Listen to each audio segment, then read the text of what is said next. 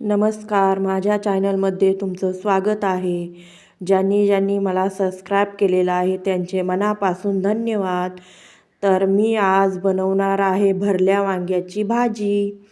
मी आता ते शेंगदाणे खमंग कमी गॅसवर भाजून घेणार आहे. बघा, मी कढईमध्ये शेंगदाणे टाकलेले आहेत आणि ते एकदम कडक होईपर्यंत छान भाजून घेणार आहे. त्यामुळे आपल्या भाजीला चव छान येते. नंतर बघा, मी ते शेंगदाणे भाजल्यानंतर मिक्सरच्या भांड्यामध्ये काढून घेतलेले आहेत. त्यामध्ये टाकण्यासाठी मी लसूण, जिरे, थोडंसं अद्रकचे तुकडे आणि 2 हिरव्या मिरच्या घेतलेल्या आहेत.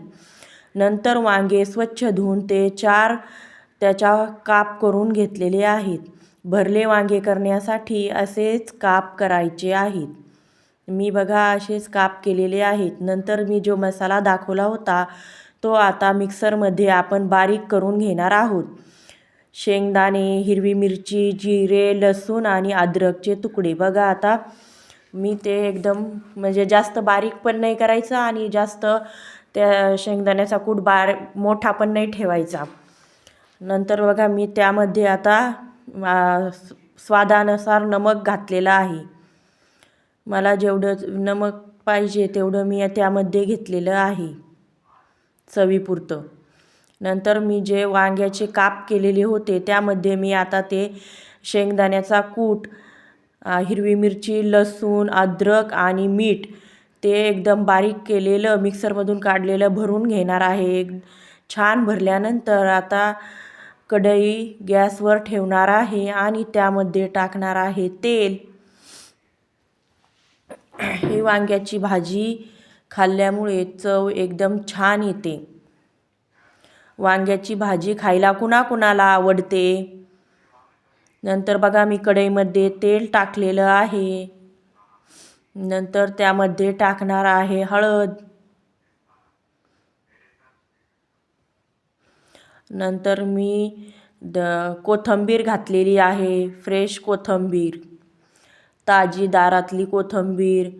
नंतर त्यामध्ये घरगुती मसाला घातलेला आहे. आपण हिरवी मिरची पण घातलेली आहे वांग्यामध्ये. नंतर ते शेंगदाण्याचा कूट भरलेले वांगे आता आपण त्या मसाल्यामध्ये घालून छान परतून घेणार आहोत. 5 मिनिटासाठी आपण आता ते असेच कमी गॅसवर परतून मग त्यामध्ये अर्धा ग्लास पाणी टाकणार आहोत. जास्त पाणी टाकायचं नाही.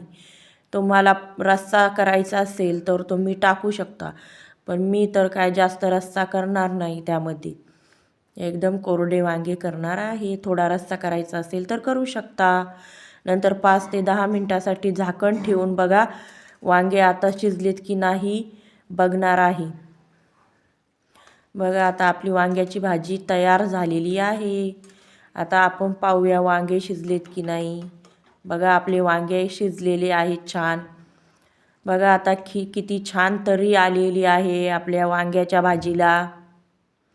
कुणाकुणाला आवडते वांग्याची भाजी खायला. मला तर खूप आवडते. ही भाजी आपण चपातीसोबत, भातासोबत, भाकरीसोबत खाऊ शकतो. ही आता गरम गरम भाजी आपण आता खायला घेऊयात. बघा, आता मी माझ्या मुलांना ही भाजी खायला देणार आहे. वांग्याची भाजी सगळ्यांनाच आवडते. नक्कीच या पद्धतीने ट्राय करा.